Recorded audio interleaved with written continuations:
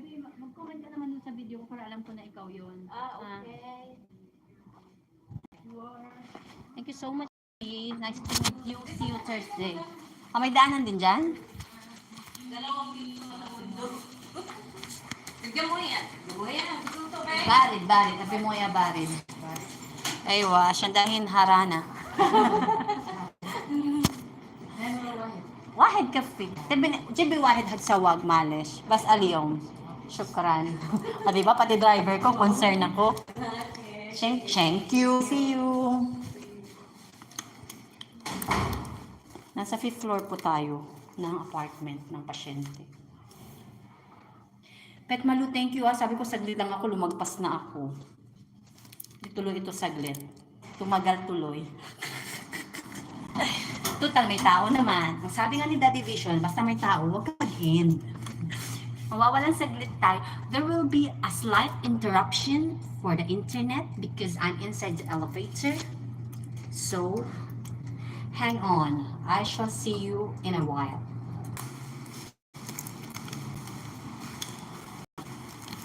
Thank you, Leila. Nice to meet you. Si Vera pala yun. O, diba? Nag-comment agad si Vera sa akin. Thank you, Vera. Thank you, Levi. Bakit Tito Vera? Tapos ang name mo, Levi. Hindi kita maintindihan, Levi.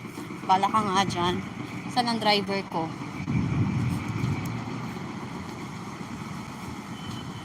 Where did my driver go? I stayed only 30 minutes. Ayun na ang sasakyan namin.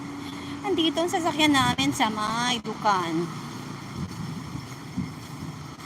Walang katulad dito. Salamin ko, ang init na. O, imamoy ah.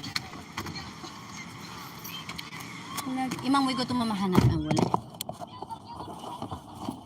Lagi mo naman. Yung next patient ko, talagang nag-end na ako doon. Maarte yung pasyente. Maarte ang bantay doon. Bawal mag-cellphone doon. So, i-end ko talaga to. Tapos, silipin nyo ulit ako mamaya alas 7 ng gabi ha. Mag-i-SY ako. Gusto nyo kumanta kayo ha. My uniform is marahat today. Nainitan ako.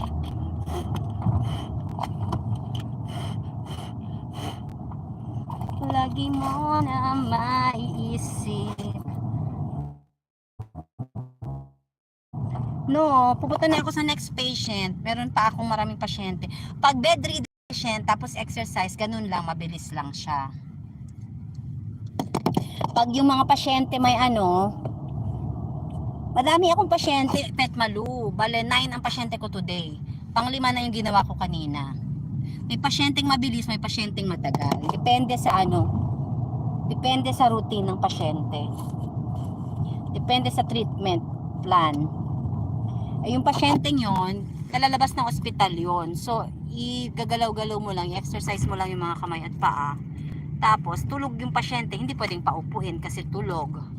So, sa susunod na na yon, kasi first ko doon. So, bed haga palas na hina?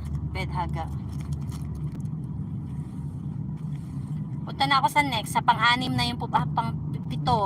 Sa pang-7 pasyente na ako. Tapos na ako ng 6. 1, 2, 3, 4, 5. Nakatapos na ako ng 6. Sa pang-7, mabilis lang din doon. Kasi yung pasyente matigas pa sa bato. I-stretching mo lang din. Kasi mga old age patients naman yung mga pasyente namin. So, ang maintenance na lang. Kailangan lang nila ng blood circulation. Iginagalaw-galaw sila. Bakit yung takip ng bintana? So, mainit. Daddy V, thank you sa pagtambay mo dyan, Daddy V. Mabilis na lang to, Daddy V. Sa next patient, end live na to. Maarte yung bantay doon eh. Hindi pwedeng doon.